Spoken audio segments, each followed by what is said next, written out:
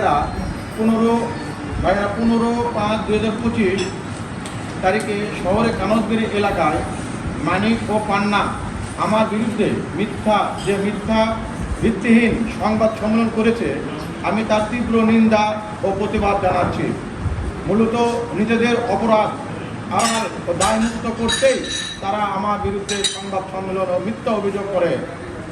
প্রিয় ভাইরা, এই মানিক ও পান্নার স্ত্রী, দুই ছেলে রাজীব এবং জীবন ও মানিকের মেয়ে মৌমিতা বহু আগে থেকেই এলাকায় মাদক ব্যবসা আধিপত্য বিস্তার করেছিল। বিগত সময়ে জেলা কৃষক লীগের সাধারণ সম্পাদক মঞ্জুর হক মঞ্জু ও পান্নার বড় ছেলে জেলা কৃষক লীগের সাংগঠনিক সম্পাদক রাজীবের মদদে তারা এলাকায় প্রকাশ্যে মাদক ব্যবসা করে আসছিল এবং রাজীবের স্ত্রী মাদক মামলায় জেল খেটেছে। এদের নামে 4-5টি মাদক মামলা এখনো চলমান আছে। এছাড়া পান্নার ছোট ছেলে বিগত 3 মাস আগেই মাদক মামলায় 6 মাসের সাজাপ্রাপ্ত আসামি ছিল এবং সে একজন অস্ত্রধারী ক্যাডার। কৃষক লীগ নেতা মঞ্জুর মানিকের বাসাতেই বসবাস করে। এমনকি সরকার পতনের পরেও তারা আগের ন্যায় ব্যবসা করতে থাকায় আমি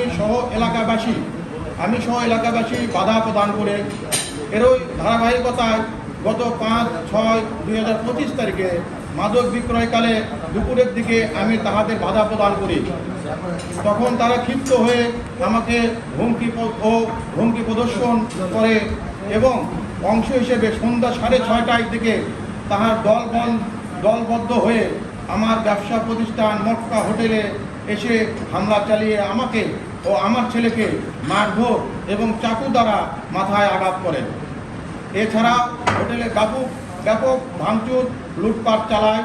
ক্যাশ বাস্ক থেকে রক্ষিত 75,300 এবং খুচরা কিছু টাকা লুট করে নিয়ে যায়। এই হামলায় সম্পূর্ণ ভিডিও ফুটেজ আমাদের কাছে সংরক্ষিত আছে, যার কারণেই পুলিশ তাদের গ্রেপ্তার করে। যদি আমরা অপরাধী হতাম তাহলে পুলিশ আমাদের বিরুদ্ধে ব্যবস্থা গ্রহণ করত। প্রিয় ভাইরা, আমি 2023 সাল দোকানে স্টেট লাইসেন্স করে ব্যবসা করে আসিতেছি। আর তারা দোকান মালিকানা নিয়ে যে অভিযোগ করেছে তা সম্পূর্ণ ভিত্তিহীন ও মন গড়া। এই সম্পত্তি আমাদের, এই সম্পত্তি তাদের নয়, এটা আমার বাবার পৈতৃক সম্পত্তি। তাদের বাবা তাদের 3 শতক 25 লিং সম্পত্তি তাদের বোন বাগলি আক্তার মুক্তার কাছে হস্তান্তর করে লিখে দিয়েছে এবং সেটার একটি দোকান পান্না নিকট হতে সুজির ভাড়া নিয়ে ওষুধের ব্যবসা করে। আপনারা সরজমিনে গেলেই প্রমাণ পেয়ে যাবেন। প্রিয় কলম ও সৈনিক ভাইরা, আপনারা এই মানিক ও পান্নার বিষয়ে একটু খোঁজ নিলেই জানতে পারবেন এরা এলাকায় কতটুকু মাদক ব্যবসা প্রসারিত করে এবং যুব সমাজকে ধ্বংস করছে। আমি বাধা দেওয়ার কারণেই প্রতিহিংসাপরায়ণ হয়ে তারা আমার মান সম্মান ক্ষুণ্ণ করার জন্য উঠে পড়ে লেগে গেছে। আমি দীর্ঘদিন থেকে বিএনপির রাজনীতির সাথে জড়িত ছিলাম এবং এখন বগুড়া জেলা যুব দলের সদস্য হিসেবে শহীদ জিয়ার সৈনিক আদর্শে রাজনীতি করে আসিতেছি।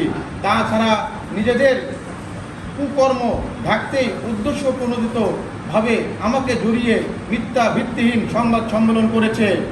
আমি এর তীব্র নিন্দা ও প্রতিবাদ জানাচ্ছি এবং এই সাথে আপনাদের মাধ্যমে প্রশাসন সহ সংশ্লিষ্ট সকলের কাছে উক্ত ঘটনার সঠিক তদন্ত পূর্বক আইনগত ব্যবস্থা গ্রহণের জন্য দাবি জানাচ্ছি।